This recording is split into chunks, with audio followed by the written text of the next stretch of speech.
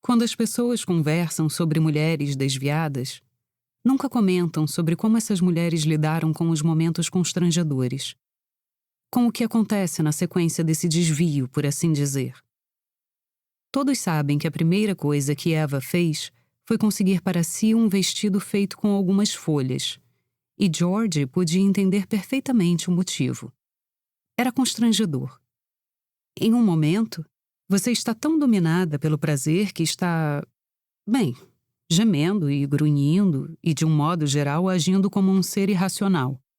Mas então, quando tudo termina, você se vê deitada em um campo com trevos enfiados na parte de trás dos joelhos e muito provavelmente em outros lugares também. E os cabelos estão desalinhados. E você não está tão limpa quanto gostaria. E suas roupas estão a uma boa distância. Maldição! Gemeu Hugh, deixando um braço cair sobre os olhos. Richelieu fugiu. George se sentou, feliz por ter outra coisa em que pensar. Seus seios se sacudiram e ela passou os braços ao redor deles. Então olhou ao redor. Enquanto Elsbeth ainda pastava tranquilamente, não havia sinal do animal que era o orgulho e a alegria de Hugh. Aonde ele foi? Acha que voltou para o estábulo? Georgina voltou a olhar para Hugh, mas ele não parecia tão ansioso quanto deveria ficar um homem que não tinha ideia de onde estava o futuro campeão de Ascot. Em vez disso, esse mesmo homem estava fitando os seios dela. Meu Deus, você é tão linda. Falou Hugh, a voz sussurrada, quase reverente. Aquilo a fez se sentir um pouco melhor. Você também. Comentou Georgina timidamente. Quer dizer, você é um homem muito belo. Ele rolou o corpo para ficar de lado. Sou um pouco abrutalhado, sempre fui. Mas você, George, você é toda curvas, e sua pele é tão macia, e você tem um sabor tão gostoso. Tenho a sensação de que não deveria nem tocá-la. Ele esticou a mão e correu o dedo pela curva do seio dela. Georgina deixou os braços caírem e seus seios encheram a mão dele. Em um movimento ágil, Hugh ficou de joelhos diante dela e puxou-a para que também se ajoelhasse.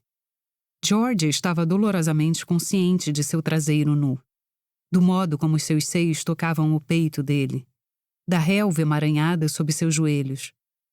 Mas então levantou os olhos para encontrar os de Hugh e todo o desconforto desvaneceu. Lady Georgina Sorrel, disse Hugh formalmente, pegando a palma da mão dela e levando aos lábios. Me daria a imensa honra de se tornar minha esposa. Frases emaranhadas passaram pela mente de George. Ela nunca tivera a intenção de se casar de novo, nunca pensara... Um lampejo raro de insegurança cintilou nos olhos de Hugh. George? Ela precisava perguntar. Eu só... Ele voltou a beijar a palma da mão dela, os olhos fixos nos dela. O que foi, meu bem? Ano passado mesmo, na noite de Reis, você sequer se dava conta da minha presença na sala. Disse ela, falando rápido. Eu só... Georgina não conseguiu completar. Eu sou um idiota, George, sempre fui. Declarou Hugh. Carolyn concordaria, não é mesmo? George assentiu. Não me visto como um conde. Maldição. Na maior parte do tempo eu sequer tenho o cheiro de um conde. Mas sei o que eu sinto. Disse ele, o tom ardente. Amo você, George, e você é minha. Vai se casar comigo porque é assim que tem que ser. O sorriso no coração de George deve ter se refletido em seus olhos, porque Hugh passou a apertar a mão dela com menos força. Quer que eu me case com você, mesmo que você às vezes suma e praticamente passe a morar nos estábulos? Nunca coloquei meus cavalos à frente das minhas irmãs, à frente das pessoas que eu amo. E nunca, jamais, colocarei meus estábulos à frente de você. O sorriso de George era trêmulo. Nunca estive em primeiro lugar na vida de ninguém. Confessou ela antes que pudesse se deter. Demorou alguns minutos antes que Hugh parasse de beijá-la. E quando isso aconteceu, George já estava convencida de que, para ele, ela estava em primeiro lugar.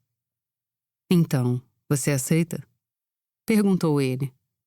Os olhos de George ficaram marejados. Amo você, Hugh. Sussurrou.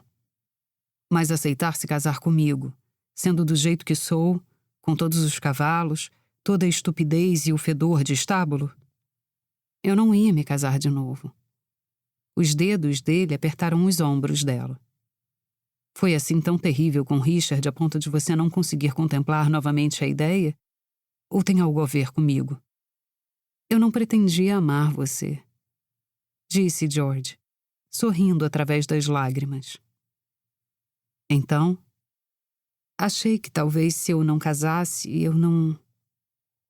Mas as palavras se misturaram em sua mente, e seus medos agora pareciam tolos e insignificantes. No entanto, havia uma coisa que precisava ser dita. É que não tenho certeza se posso ter filhos. As palavras pareceram quase ecoar no ar. Por isso, Georgina continuou. Você fez uma lista. Ou melhor, Carolyn fez a lista. E o objetivo disso era que você tivesse filhos para poder ter um herdeiro. Ela engoliu com dificuldade, e Hugh continuou em silêncio. Só que eu não... Talvez pudéssemos ter apenas um affair. Um affair? Repetiu ele. Com você? Não. Bem, mas Hugh continuou. Você é minha vida. É o meu coração, George. A sensação que eu tenho é de ter estado vagando por aí feito um cego. Ao menos até semana passada, quando de repente ergui os olhos e lá estava você. Foi você o tempo todo. Não me importa nem um pouco se jamais tivermos filhos. Dessa vez, as lágrimas rolaram pelo rosto dela. Hugh secou-as com beijos. Na verdade, você é a única pessoa que eu quero na vida. Portanto, talvez seja até melhor se não tivermos nenhum filho. Disse ele, sentando-se e puxando-a para o colo. Richard e eu tentamos e tentamos. Falou George contra o peito dele.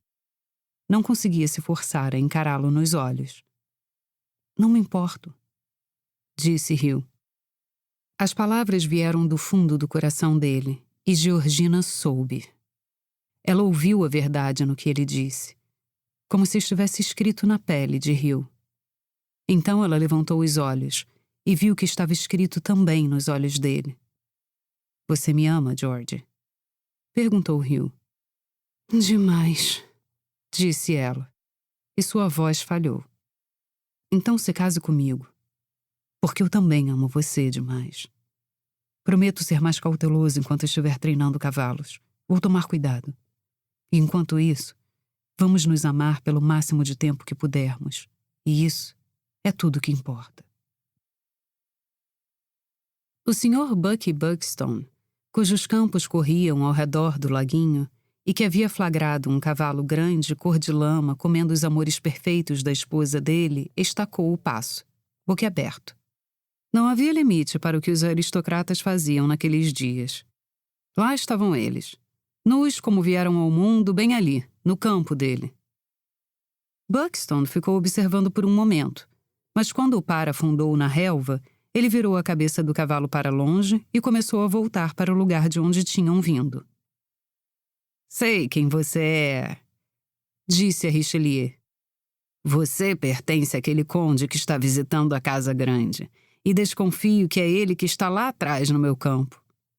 Sorte do conde que fui eu que o vi, e não alguns outros por aqui. As orelhas dele ficaram um pouco vermelhas, enquanto ele caminhava rápido. Como disse a Sra. Buxton alguns minutos depois, não havia limites para a ousadia de algumas pessoas.